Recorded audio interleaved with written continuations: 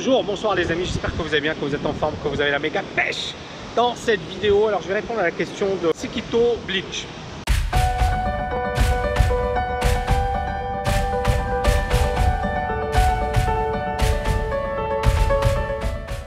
Bosser comme un malade n'est pas la solution. Je connais beaucoup de personnes dans mon entourage qui bossent comme des malades chaque jour, mais qui vivent toujours dans la pauvreté. Écrire un livre, certes, demande beaucoup d'efforts, mais on ne peut pas dire qu'on a bossé comme un malade. Les gens qui travaillent dans des mines travaillent dur. En somme, bosser dur n'est pas suffisant, il y a des conditions. Ça répond à la vidéo les secrets pour avoir une capacité de travail de malade. La remarque de Sekito, bon, je ne vais pas dire que je suis opposé à cette remarque. C'est clair que travailler dans une mine, c'est beaucoup plus dur que d'écrire un livre. Mais aujourd'hui, il y a de moins en moins, à part dans les pays pauvres, hein, et encore une fois, ce n'est pas péjoratif ce que je dis, il y a de moins en moins de personnes qui travaillent dans les mines. Et puis, personne ne vous oblige de travailler dans les mines. Moi, j'ai un ami qui m'a dit la chose suivante. Alors, il était trader et il m'a dit, mon père a travaillé dans les mines. Il est arrivé en France, il a travaillé dans les mines. Et il a dit, j'ai compris que j'allais être piégé toute ma vie si je restais dans les mines. Et il a trouvé d'autres solutions pour fuir justement le travail dans les mines.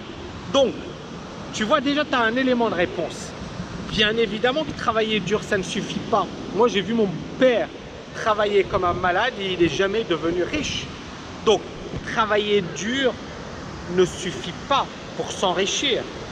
Mais si tu ne travailles pas dur, tu ne deviendras jamais riche. Comprends-moi. La nuance, elle est quand même hyper claire. Ça veut dire que si tu travailles en faisant n'importe quoi, d'accord, et tu dis je travaille dur, comme beaucoup de personnes, il y a beaucoup de personnes qui disent ouais, je travaille dur. Mais est-ce qu'ils travaillent vraiment dur? Est-ce qu'ils font vraiment les bonnes choses? Et puis il y a bien évidemment le fait de travailler intelligemment. C'est-à-dire, qu'est-ce qui va me permettre d'atteindre mes objectifs? Moi, j'ai une formation sur la liberté financière. Le but, c'est pas de faire de la pub, mais c'est juste pour te répondre à ta question.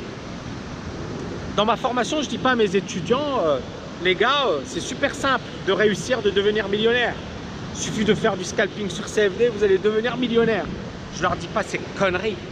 Je leur dis, les gars, voilà, moi, je vous donne une boîte à outils, je vous donne mon expertise, je vous donne mes connaissances.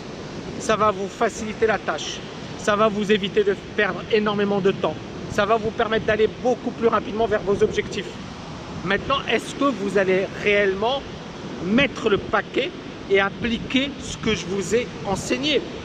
Et là, vous avez le travail dur, mais également le travail à la manière efficace. Un travail qui a fait ses preuves. C'est-à-dire, quelles sont les manières les plus efficaces de devenir libre financièrement?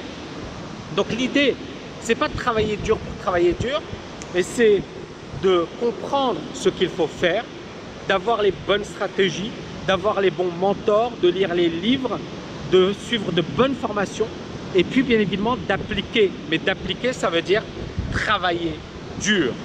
J'espère les amis que vous avez aimé cette vidéo. N'oubliez pas de la liker, de la partager. Je vous dis à bientôt. Ciao, ciao, ciao!